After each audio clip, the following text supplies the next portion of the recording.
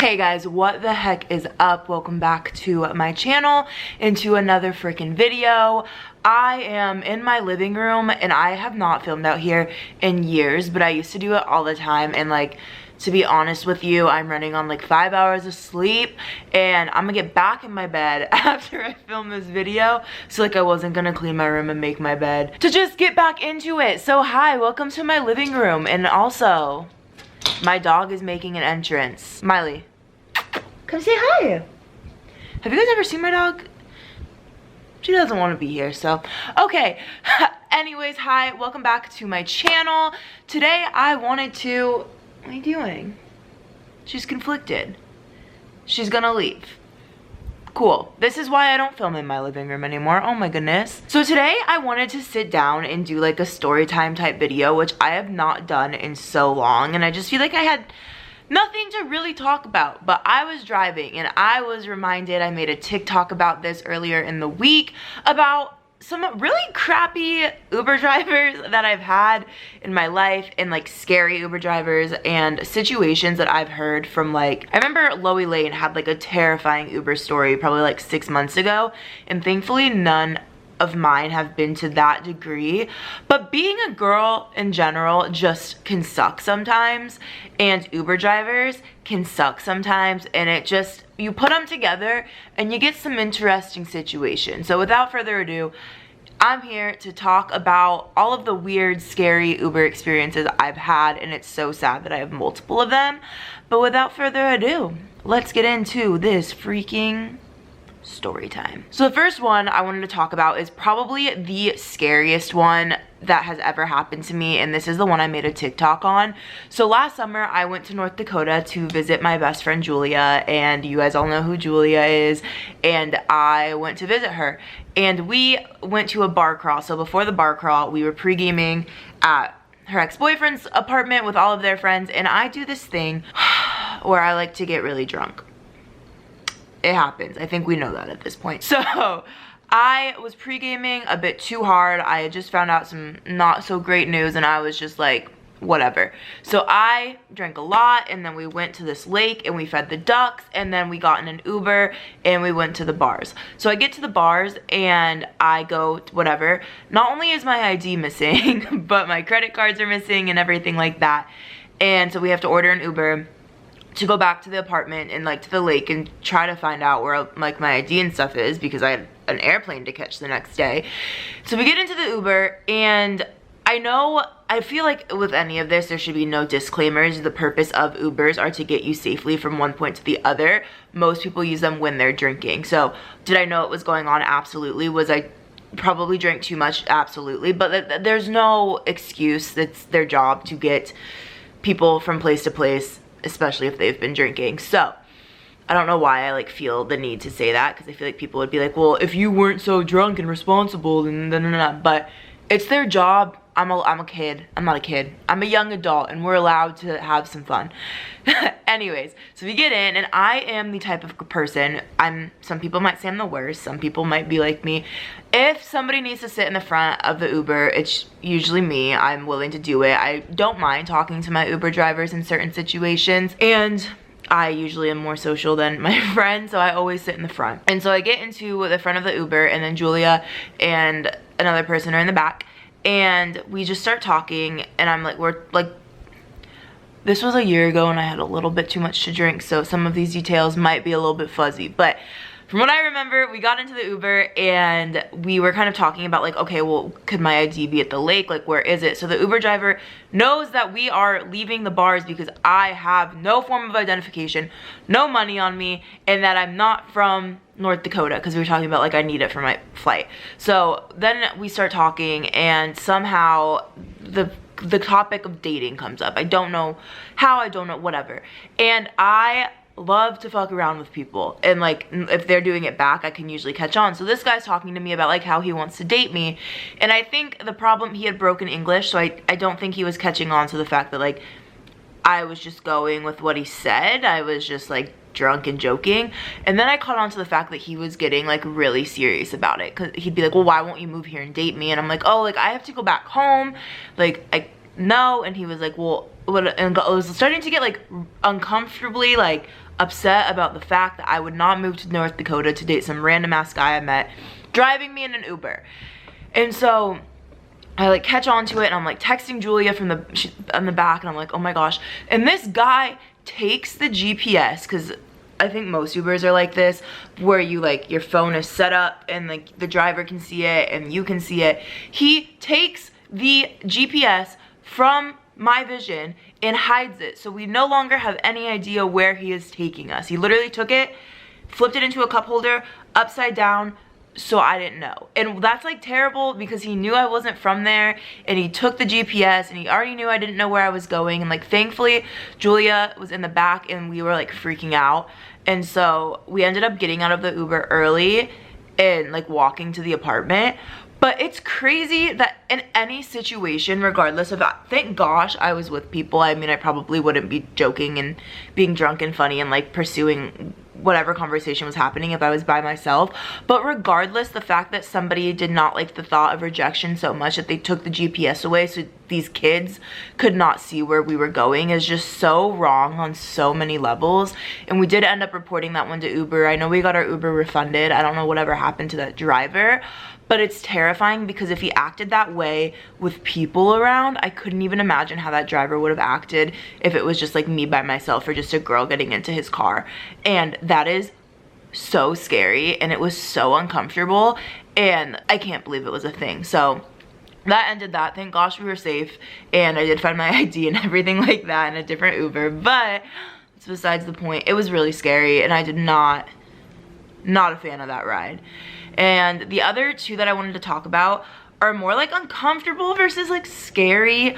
But this, around, I would say like a year and a half ago, my ex-boyfriend was in town, and we went to the bar with my best friend and her boyfriend. So of course we were Ubering back, and we just got a normal Uber, and so 3 people in the back, 1 in the front. Surprise, I went to the front, and I get in, and this guy, I don't think he expected there to be 4 of us, so he was like, oh my gosh. So he gets out of the Uber, and he's in his pajamas, which is fine, and there is a tray on the passenger seat full of his weed and his pre-rolls and everything like that. The car reeks of weed, which like whatever, but I was like, that's a very bold, even if you have your med card, like very bold. What if you had like 2 old, very traditional people get into your Uber and they just see a tray of weed and it reeks, and you're probably high driving this, to be honest, if you have pre-rolls in your passenger seat. So I'm like, oh my god, what are we about to get into? But I got into the car, so did they. I was like, whatever, I'm with 2 boys, there's 4 of us, one's ex-military, like if this is uncomfortable, but it's fine. So then he starts talking to us about how he needs to drop us off so he can go sell these tickets, and it's like 1 in the morning, midnight, something like that. He needs to go and sell these tickets to some guy off Craigslist, which is kind of sketchy in general thinking about it, because he goes into the story about how he really needs to sell these tickets because him and his wife don't live together anymore, and their marriage is having a lot of strain because he let one of his old coworkers live with them, and he ended up being in a gang and a drug addict, and he had to fly back to Chicago because one of his gang member friends had gotten shot, and he had to go to the funeral. So he was there, and he just like didn't come home, so he lost his job, and then he randomly showed up at their house and started like hitting on his wife, and he got really mad and he set their house on fire. And I'm just sitting there and I'm like, okay, this is, you're high probably as shit right now. Your weed is by my feet. You're telling me how this gang member lit your house on fire, and now I don't want to be in your car. And granted, it wasn't ever anything that I felt like unsafe in. I just feel like there's certain things that you should not share with people. You should not have your weed out in any profession unless you work at a dispensary. You should, especially if you're driving under the influence for a company. What is this? I don't know. We made it safely back to the place, thank gosh, and I was so excited to get out of that Uber and never see that person again. And I was just like, okay. So that was fun. That was uncomfortable, but and like I said, I didn't feel like I was unsafe. I just felt very, I don't know. I just felt very, Then the last one was another one that made me feel very like, but I was by myself, and so I don't like that. But back in February of this year, I went to this thing called the Phoenix Open, and it's a golf tournament, and it's an all-day thing, and my friends and I were all drinking, and we went back to their apartment. And first of all, we walked like 2 miles to find an Uber, and we couldn't get one. So there was like 8 of us, and we paid some random guy in a minivan $90 to drive us 2 miles, which is so sketchy within itself.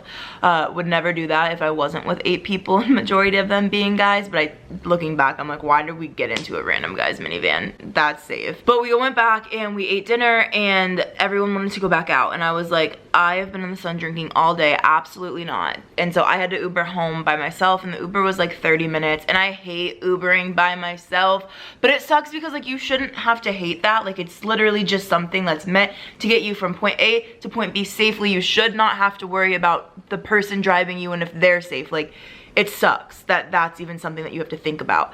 And so I get into the thing, and I'm sitting in the back, and I don't know how to get out of conversation. Like, if I'm by myself, I'm not as eager to converse, depending, and this guy like kept pushing conversation, so I was like trying to be really short and like on my phone and on TikTok, and just like called my mom at one point because I just really didn't want to talk to this guy. But he kept trying to talk to me and asking me what I do, and I was like, oh, like I work in insurance, and I do sales, and I do all of this stuff. And he's like, well, do you want another form of income? And you know, this is just as bad. It's actually worse than getting that stupid DM of wanting another form of income, because you can just ignore those. Like, you can't ignore it in person. And I'm like, oh no, like I'm okay, I'm so busy, I have school, all this stuff. And he's like, well, what if it's easy? And I'm like, no. And he pulled out this fucking laminate thing like this big with breakdowns and barcodes that you scan and so he makes me pull up this video. And if there was another person in the car, it would have been so easy to just avoid this conversation in general. But how do you, like, this guy is being so persistent and pushy and wanting you to scan things, and it's just like you say no and you fake phone calls and you do all this stuff, and they're still being so pushy, and you have no choice but to sit in the car with them for 30 minutes. And so I like watch this video, like, and I'm trying to prolong things. So I'm like, oh, my phone's not loading. Like, oh yeah, I'm watching the video. Oh, there's ads. Like, oh, and then he's like, so do you want to do it? And I'm like, I don't know. Like, there's a lot. And then he makes me fill out this form, and by makes, I definitely had the right, but I was by myself, and it's this older guy, and I just felt so uncomfortable, and I was scared not to do it. And he made me fill out this form with like my email, and I gave him my work email, and he already had my phone number. So at that point I was like, what? He has it. And I wake up in the morning, and he dropped me off at my house, so like he knows where I live. And in the morning, I wake up and I have a work email from him. I have a missed call from him. I have a text message from him trying to get me to work for this company. And I just feel like Uber is your job when you're picking someone up, or Lyft is your job when you're picking someone up. You should not be pushing another company. You are not a salesperson. You are an Uber driver at that point in time. And so I like block the number, and I put the email in spam, and he just like keeps pushing it and keeps pushing it. And eventually he left me alone. I mean, you have to when something's blocked, but I just hate such uncomfortable situations, and not all Ubers are like that. And I feel like if I wasn't alone in that situation, it wouldn't have been a situation. But I hate that people are like that. And again, that's such a first world situation compared to people who have been like murdered in Ubers and things like that. But the fact that there's issues and things that I can sit here and talk about how uncomfortable I have been in those situations by myself, and how I'm afraid to Uber alone, and I'm afraid to do all of these things, is just not cool. It's so, and granted, I have had some great Ubers. I have had Ubers that give us beer, which is definitely, Uber should get their shit together, because they have. And I've had Ubers where this guy gives me and my friend's relationship advice for our hour ride, and like it's been so fun and so funny. But you also have these situations where it's like miserable and you dread them, and it's just, it shouldn't be that way. It's a taxi service. Like, it should just be a taxi service, and it shouldn't be deep enough for me to rant about it for 15 minutes. But I just felt like I wanted to talk about it today, and there's no point to this outside of just telling you these really uncomfortable situations I've been in, and that's where we're gonna leave it. So if you have had any uncomfortable situations, which I'm sure you have had, I don't think you cannot have an uncomfortable experience in an Uber. Tell your story down below, because I want to read them and I want to know about them. So without further ado, that's all I have to say for this week's video. Don't forget to thumbs up and subscribe, and if you got this far, I have merch. It's linked down below. My social media is linked down below. I love Instagram. Go follow me, please. And with that, That's all I have to say. So I will see you guys so soon for another freaking video. Good. Bye.